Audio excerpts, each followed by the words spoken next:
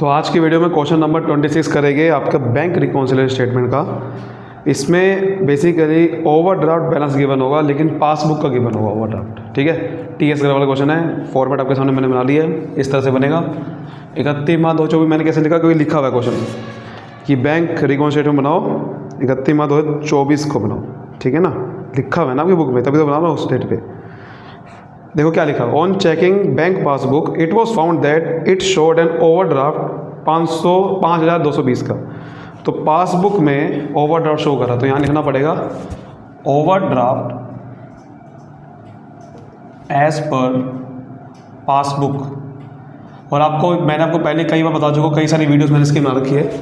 Passbook में overdraft का मतलब कौन सा होता है? Negative balance. नेगेटिव बैलेंस कौन सा होता है पासबुक में? Debit balance. ठीक है, पासबुक में डेबिट बैलेंस का नेगेटिव होता है, क्रेडिट बैलेंस पॉजिटिव होता है पासबुक में। तो नेगेटिव साइड में लिखूंगा 5,220।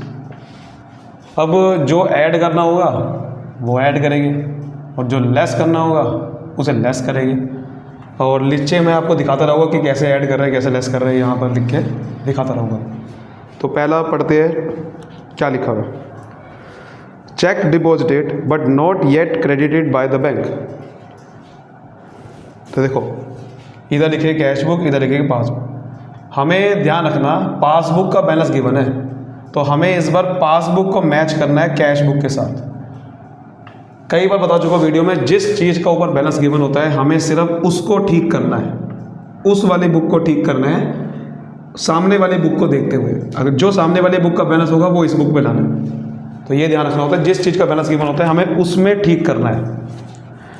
तो check it deposited but not yet clear. जब भी हम चेक डिपॉजिट करते हैं तो कैश बुक में तो प्लस कर देते हैं 6,000 रुपये। 6,000 का चेक था तो 6,000 प्लस कर दिया होगा कैश बुक में, लेकिन क्रेडिट नहीं करा। यानी कि पासबुक में क्रेडिट नहीं हुआ, पासबुक में प्लस नहीं हुआ। तो पासबुक में तो जीरो का जीरो ही है, क्योंकि बैंक ने अभी तक वो चेक क्लियर नहीं करा वो। और मैंने क्या बताया, हमें जिस चीज़ का बैलेंस गिवन है, जिस बुक का, उसको ठीक करना है। उस कैसे ठीक करना है? सामने वाली बुक को देखते हुए। सामने वाली बुक में जो बैलेंस है वही बैलेंस यहाँ लाना है। यहाँ 6,000 का बैलेंस है, यहाँ जीरो, यहाँ भी 6,000 बनाना है। तो क्या करूँगा, 6,000 पे ऐड कर दूंगा। ठीक है, तो इसका मतलब पासबुक में 6,000 ऐड करना है। तो ऐड की साइड पे लिखूंगा check deposited but not yet clear. जो लाइन लिखी हुई थी सेम टू सेम लाइन लिख दी है मैंने बस। तो 6,000 पे पासबुक में भी ऐड करना है। समझ आ रही बात? आगे देखते हैं। Cheque dishonoured and debited by the bank but not given effect to it in ledger. 800 रुपये। वो कह रहा है कि चेक डिसऑनर्ड हो गया था और बैंक वालों ने डेबिट भी कर दिया। पहले तो डेबिट का मतलब क्या होता है, पहले मुझे एक चीज़ बताओ पहले आप, कि डेबिट भी कर दिया इसका मतलब क्या? मैंने क्या बताया, पासबुक में डेबिट का मतलब माइनस होता है। जब चेक डिसऑनर्ड होता है तो आपके अकाउंट से पैसे कट जाते हैं, यानी कि माइनस हो जाते हैं। डेबिट कहते हैं उसे, माइनस होना। तो आपके अकाउंट से 800 रुपये का चेक, 800 रुपये का चेक डिसऑनर्ड हो गया, तो 800 रुपये आपके अकाउंट से काट लिए गए, लेकिन उसको लेजर में इफेक्ट नहीं देगा। लेजर कौन सा? कैश बुक की बात कर रहा है, कि कह रहा है कि कैश बुक में इसको रिकॉर्ड नहीं करा गया, क्योंकि जब चेक डिसऑनर्ड होता है तो हमें नहीं पता होता कब हुआ वो। तो कैश बुक में रिकॉर्ड नहीं करा गया, कहने का मतलब है पासबुक में रिकॉर्ड कर चुका है। लेकिन हमें क्या करना है, हमें तो इस बुक को ठीक करना है। जो यहाँ बैलेंस है उसको यहाँ लाना है। यहाँ जीरो है, यहाँ भी जीरो बनाना, तो क्या करना पड़ेगा, 800 रुपये ऐड करने पड़ेंगे। यहाँ लिखना पड़ेगा चेक डिसऑनर्ड, ठीक है, but not recorded in cash book. तो हमें क्या करना पड़ेगा, 800 रुपये ऐड करने होंगे। आगे देखते हैं। Bank charges debited by the bank but debit memo not receive from the bank. वो ये कह रहा है कि बैंक चार्जेस आपके अकाउंट से काट लिए गए, डेबिट कर लिए गए, मतलब काट लिए गए, यानी कि माइनस कर दिए गए। बैंक ने तो अपनी पासबुक में बैंक चार्जेस 50 रुपये के थे, वो माइनस कर दिए थे अपनी बुक, अपने बैंक अकाउंट से आपके काट लिए थे। लेकिन डेबिट मेमो बैंक से नहीं मिला। डेबिट मेमो का मतलब जिससे कि भाई स्टेटमेंट एक तरह की जो होती है कि बैंक चार्जेस आपके अकाउंट से काटे हैं, वो स्टेटमेंट नहीं मिली मुझे। तो जब मुझे पता ही नहीं चला कि बैंक चार्जेस काटे, तो मैंने कैश बुक में रिकॉर्ड करा ही नहीं होगा, मुझे मिला ही नहीं, इन्फॉर्मेशन नहीं मिली बैंक से। अब मैंने क्या बताया था, जो यहाँ बैलेंस है उसको यहाँ लाना है, तो क्या करना है, यहाँ 0 है, यहाँ भी 0 बनाना है, तो क्या करूँगा, जो माइनस करा क्या 50 उसको प्लस कर दूंगा। तो यहाँ लिखूंगा बैंक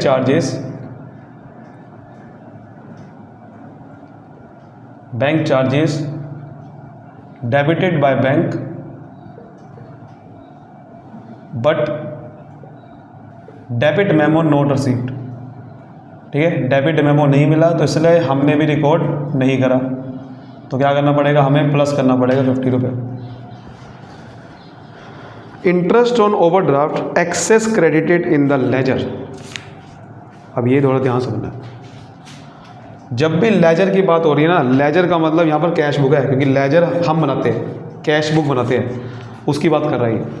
कह रहे कि देखो इंटरेस्ट ऑन ओवरड्राफ्ट होता क्या है, इंटरेस्ट ऑन ओवरड्राफ्ट होता है कि जो आपने ओवरड्राफ्ट किया, यानी कि बैंक से अपने ज़्यादा अकाउंट से पैसा निकाला, उसके ऊपर आपको इंटरेस्ट देना पड़ता है बैंक को, तो पैसा वापसी देना पड़ता है और इंटरेस्ट देना पड़ता है। तो आपके अकाउंट मतलब आप माइनस करते हो, जब आपको इंटरेस्ट देते हो किसी को तो आपके अकाउंट से पैसे कटते हैं। तो वो कह रहे हैं कि हमने अपनी लेजर में यानी कि कैश बुक में ज़्यादा क्रेडिट कर दिया, मतलब ज़्यादा माइनस कर दिया। बेसिकली आपने 200 रुपये माइनस करना था, यहाँ पर भी 200 रुपये माइनस हो रखे थे, समझ लो बात को। तो आपने 200 रुपये माइनस करने थे, यहाँ भी 200 रुपये माइनस करने थे, लेकिन आपने क्या करा, 200 रुपये और माइनस कर दिए। लेकिन पासबुक वालों ने नहीं करी, गलती आपने करी है, पासबुक वालों ने नहीं करी। पहले 200 रुपये माइनस हो रखे थे, इसका मतलब क्या है, इसका मतलब ये समझना है कि पासबुक में भी 200 रुपये माइनस हो रखे हैं, हमने भी करने थे 200 रुपये, लेकिन हमने कितना कर दिए, हमने 200 माइनस नहीं करे, हमने 200 और माइनस कर दिए, यानी कि हमने 400 रुपये माइनस कर दिए। ये है इसका मतलब, करने थे 200 माइनस, कर दिए 200 ज़्यादा, यानी कि 400। अब ठीक करना क्या करूँगा बताओ मुझे, क्या करूँगा भाई, आपने 200 रुपये माइनस करने थे, उन्होंने 200 माइनस कर रखे थे, लेकिन आपने कर दिए 400, तो अब यहाँ भी 400 माइनस करने पड़ेंगे, ये बैलेंस यहाँ लाना है, तो यहाँ भी 200 रुपये और माइनस कर दो, यानी कि माइनस करना पड़ेगा। यहाँ लिखूँगा इंटरेस्ट ऑन ओवरड्राफ्ट, यहाँ पर उन्होंने 200 रुपये ज़्यादा माइनस कर दिए, तो हम भी कर देंगे 200 रुपये ज़्यादा माइनस। Excess interest on overdraft excess credited by bank excess credited in ledger, तो 200 रुपये हम भी और माइनस कर देंगे, समझ गए। ये करना, आगे देखते हैं। Wrongly credited by bank to account deposit of some other party. Wrongly credited मतलब बैंक वालों ने क्रेडिट, देखो जब भी कह रहे हैं ना बैंक वालों ने कुछ करा तो पासबुक में करेगा बैंक वाला। बैंक में क्रेडिट का मतलब होता है, बैंक वाला जब आपके अकाउंट में क्रेडिट करता है प्लस होता है उसका मतलब। तो कह रहे हैं कि गलती से किसी और पार्टी का पैसा था, deposit of some other party, 900 रुपये किसी और पार्टी ने दिए थे, लेकिन आपने बैंक वालों ने गलती क्या करी, आपके अकाउंट में प्लस कर दी, किसी और के अकाउंट में प्लस करने थे, लेकिन वो आपके अकाउंट में प्लस कर दिए, यानी कि पासबुक में आपके अकाउंट में 900 रुपये प्लस कर दिए, जबकि किसी और पार्टी का था पैसा था वो। तो यानी कि गलती बैंक वालों की, आपकी नहीं है, आपके अकाउंट में कुछ प्लस नहीं हो रखा, आपके कैश बुक में कुछ प्लस नहीं हो रखा, गलती उन्होंने करी। तो क्या करें, अब ये 0 है, यहाँ 0 बनाना है, तो क्या करूँगा, माइनस कर दूंगा, सिंपल। तो यहाँ लिखूँगा wrongly credited deposit of some other party, दूसरी पार्टी का कोई डिपॉजिट हमने गलती से अपने अकाउंट में इन्होंने प्लस कर दिया, तो हम 900 रुपये माइनस कर देंगे। लास्ट देखते हैं, check issued but not presented for payment. ये तो बड़ा सिंपल है, आप कई बार, ये तो बहुत पहले आ चुका है, आपने इतने सारे क्वेश्चन पहले ही कर चुके होंगे। अगर आप 26वां क्वेश्चन कर रहे हो तो पहले करके आए होंगे बहुत सारे क्वेश्चन, ये तो कई बार आ चुका होगा। जब चेक इशू होता है तो कैश बुक में तो माइनस होता ही होता है। 400 रुपये का चेक था, किसी को चेक इशू करते हैं तो पेमेंट करते हैं, तो कैश बुक में तुरंत माइनस करते हैं, लेकिन वो पेमेंट के लिए प्रेजेंट नहीं हुआ। तो जब पेमेंट के लिए प्रेजेंट नहीं हुआ तो पासबुक में माइनस नहीं हो रखा, ठीक है ना। हमें क्या करना है, ये बैलेंस यहाँ लाना है, क्योंकि इस बार मुझे पासबुक का बैलेंस गिवन है, तो पासबुक को ठीक करना है। तो -400 है, यहाँ भी -400 बनाना है, तो -400 कर दो। तो यानी कि माइनस साइड में लिखो check issued but not presented for payment, ठीक है। सो यहाँ पर हमारा लगभग क्वेश्चन हम खत्म हो चुका है। अब हम करेंगे टोटल। ठीक है।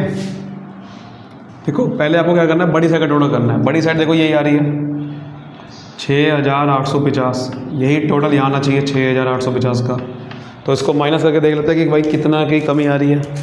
तो जब मैं इसको माइनस करूँगा 6850 को 5220 से और 1100 से और 400 से, तो ये आपका आ रहा है 130 रुपये। तो 130 रुपये आ रहे हैं यहाँ पर। तो बेसिकली अगर ये साइड बड़ी आ रही है, कौन सी साइड बड़ी आ रही है ध्यान से देखो, सॉरी बड़ी कौन सी आ रही है, हाँ एब्सोल्युटली ये प्लस वाली बड़ी आ रही है। कौन सी साइड बड़ी आ रही है, प्लस वाली। तो अगर प्लस वाली बड़ी आ रही है तो ये पॉजिटिव बैलेंस है 130 रुपये। तो यहाँ लिखूँगा balance as per cash book. ये कैश पासबुक से स्टार्ट किया तो आया कौन सा बैलेंस, कैश बुक का, और ये पॉजिटिव है तो कैश बुक में पॉजिटिव बैलेंस होता है डेबिट। कैश बुक में पॉजिटिव बैलेंस डेबिट बैलेंस होता है, पासबुक में नेगेटिव बैलेंस होता है, but cash book positive debit balance. तो कई बार ऐसा भी हो सकता है कि हमने स्टार्ट नेगेटिव से किया बट आया पॉजिटिव बैलेंस। तो उम्मीद करता हूँ आपको अच्छे समझ में आएगा। वीडियो को अभी भी लाइक करिए और फैला दीजिए, क्योंकि अगर आप चाहते हो और भी वीडियोस बनाओ तो आप मुझे कमेंट कर सकते हो और क्वेश्चंस की वीडियो आपके सामने हाजिर होगी। बाकी अगर आपने और वीडियो देखनी है तो मैं नीचे कमेंट के बहुत सारी वीडियोस बना रखी है, ऑलरेडी कमेंट में लिंक डाल रखी है, आप देख सकते हो, सॉरी कमेंट में नहीं डिस्क्रिप्शन में। तब तक के लिए bye bye, thank you so much.